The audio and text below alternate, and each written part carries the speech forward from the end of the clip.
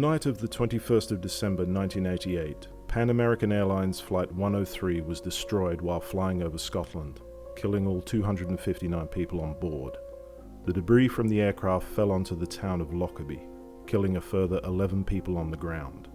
Ever since the event, a wide variety of motives and culprits have been pointed to. Even the long-standing official story of the Lockerbie bombing has been revised in the past few years. The competing narratives surrounding Flight 103 highlight the interests of various governments and intelligence agencies, and their desired outcomes from this tragedy. 5 months before the Flight 103 bombing, Iran Air Flight 655 was destroyed by a missile fired from the American cruiser USS Vincennes. All 290 people on board were killed. Good evening. The Ayatollah Khomeini and other Iranian leaders today charged that the United States deliberately shot down a civilian airliner yesterday, and they promised revenge. President Reagan insisted that it was, quote, an understandable accident. All 290 persons aboard the Iranian passenger jet apparently died. The captain of the U.S. cruiser involved expressed deep regret while pointing out that he was in hostile waters on a day when there had been Iranian attacks and that he had a responsibility to protect his men and his ship. David Martin begins our coverage. After the Lockerbie disaster, suspicion was initially directed towards the Palestinian group the Popular Front for the Liberation of Palestine General Command, or PFLP-GC. This was primarily due to the findings from German state security in their execution of Operation Autumn Leaves, a raid on a cell of the PFLP-GC in Germany in October 1988. The raid uncovered a group of operatives producing bombs that were hidden inside radio cassette players, similar to the one that destroyed Flight 103. The man accused of making the bombs, Marwan Kresat, was not prosecuted for his role in the cell. It later came to light that Kresat was working for West German intelligence, Jordanian intelligence, and the CIA. Despite the German connection, the investigation soon turned to two Libyans, alleged Libyan intelligence officer Abdelbaset al-Megrahi and Libyan Arab Airlines manager Lamin Khalifa Fhimah. The case against the Libyans relied on three key pieces of evidence: a fragment of circuit board found inside a charged shirt, the testimony of Tony Gauci, the man who claimed to have sold the shirt, and the claims of Majid Giaca, a Libyan defector who had been on the CIA payroll. The FBI claimed that the circuit board fragment matched an MST-13 electronic timer sold to Libya by the Swiss company Mebo. Edwin Bollier, the director of Mebo, claimed that the FBI had attempted to bribe him with $4 million to testify that the fragment had definitely come from the batch of timers sold to Libya. The shirt that the board fragment was found in was traced to a clothes shop in Malta owned by Tony Gauci.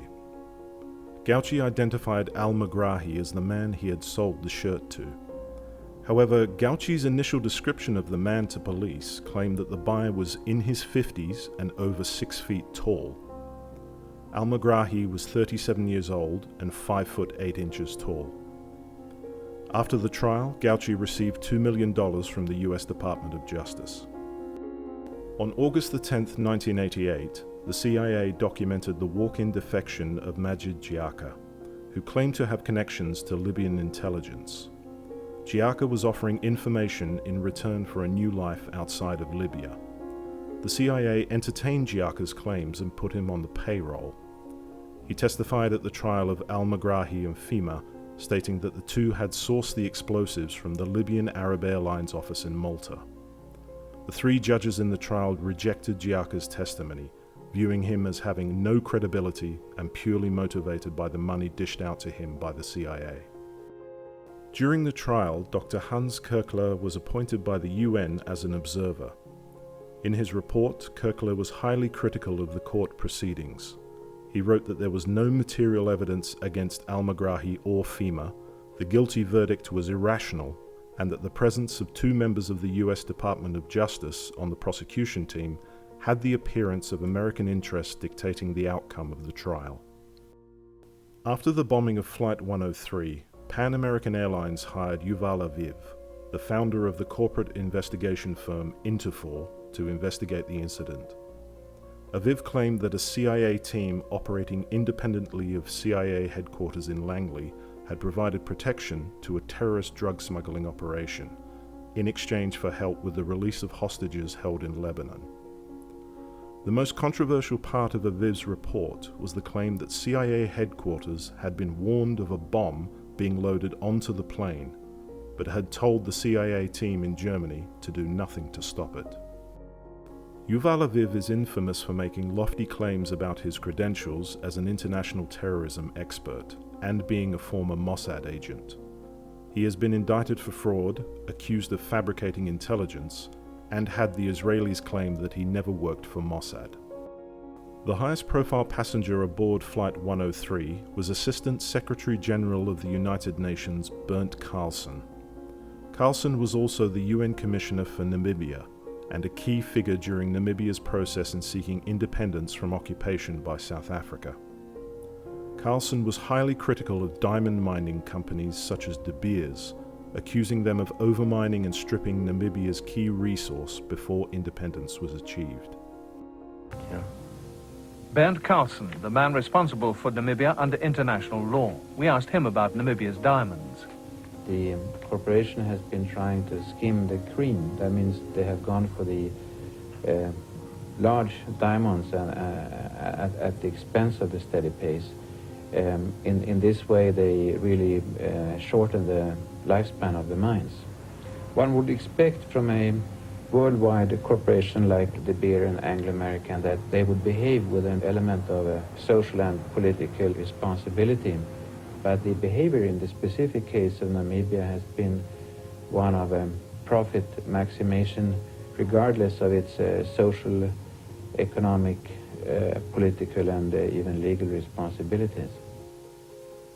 13 years ago, the United Nations passed a law to protect Namibia's wealth. Mining companies need UN permission to mine, export, or sell the country's natural resources. Companies like De Beers have ignored the law, but now attitudes at the UN are beginning to harden. The United Nations this year, in July this year, started legal action against one such company, the Dutch company called Urenco, which deals with imports of uranium. Will you be taking action against other companies such as De Beers? All companies carrying out activities in Namibia which have not been authorized by the Council are being studied at present. Carlson was also the Secretary General of the Socialist International, an organization made up of democratic socialist and left-wing political groups across the world. Due to this position, Carlson was of particular interest to Western intelligence agencies such as the CIA and anti-communist organizations like the Heritage Foundation. In 1994, a documentary entitled The Maltese Double Cross was released. It claimed that the official story of Libya being responsible was false. Instead, it laid the blame at the door of Syria and Iran, as well as the US Drug Enforcement Administration and the CIA. Echoing the Interpol report, it stated that the DEA and CIA were managing a terrorist heroin trafficking operation being run through Frankfurt Airport, but had failed to prevent the bomb being loaded onto the plane. And I was contacted by a fellow who worked for Oliver North. I was asked to develop an operation laying a trail which would lead back to Libya and make it look as though a Libyan effort was behind this to bring drugs into the United States. The way to do this is to make it look as though the material had been shipped from Europe to Libya and then from Libya to the United States. The documentary was funded by Tiny Rowland, a British businessman who had long been suspected of having close ties to MI6. Rowland had a variety of business interests in Africa, including the sale of weapons to apartheid South Africa in violation of a UN arms embargo. The Maltese Double Cross also featured the claims and inside information of a particularly suspicious figure, Oswald Lewinter. Lewinter, much like Yuval Aviv, claims to be a long-term operative of the CIA However, the CIA has refuted that he ever worked for them. In 1998, Lewinter was imprisoned for fraud. He had attempted to sell documents that claimed MI6 were responsible for the assassination of Princess Diana and Dodi Fayed.